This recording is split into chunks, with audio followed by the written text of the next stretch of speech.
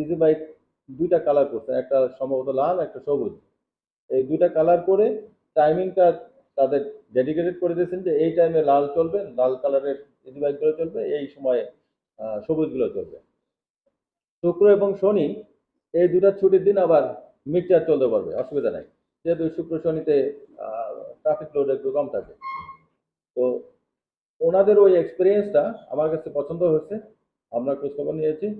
আহ, তো ওইটা এখানে সিটি কর্পোরেশনের সাথে কথা বলে, কেসিসির সাথে কথা বলে আমরা রাজশাহীর ওই এক্সপিরিয়েন্সটা আমরা এখানে চালু করতে পারি কিনা অচিরেই।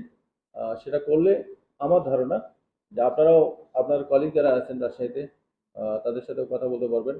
ওইটা আমরা এখানে ইমপ্লিমেন্ট যদি করি তাহলে এখানকার ট্রাফিক কনজেশন যেটা এটার হয়তো 20 থেকে 22 হাজার ইজি বাইক আছে এখানে, এবং প্রায় 60% ইজি বাইক বাইরে থেকে আসে, শহরের বাইরে থেকে।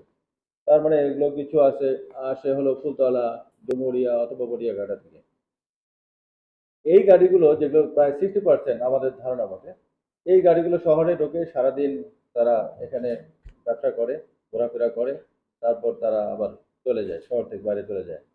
এই সময়টায় মানে যেহেতু তারা ট্রাফিক নিয়মকানুন জানে না, ট্রাফিক রুলস জানে না, এই জন্য আমরা একটা ব্যবস্থা করলাম যে তাদের সাথে বারবার কথা না বলে বরং তাদেরকে একটা ট্রেনিং এর আওতায় নিয়ে আসা যায় কিনা, তাদের বিহেভিয়ারে চেঞ্জ আনা যায় কিনা।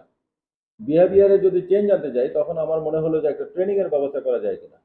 তো আমরা নিজে থেকে কেএমপি আমরা ট্রেনিং এর একটা ব্যবস্থা করলাম, প্রায় গত 1.5 মাস না 2 মাস ধরে এই ট্রেনিংটা চলতেছে।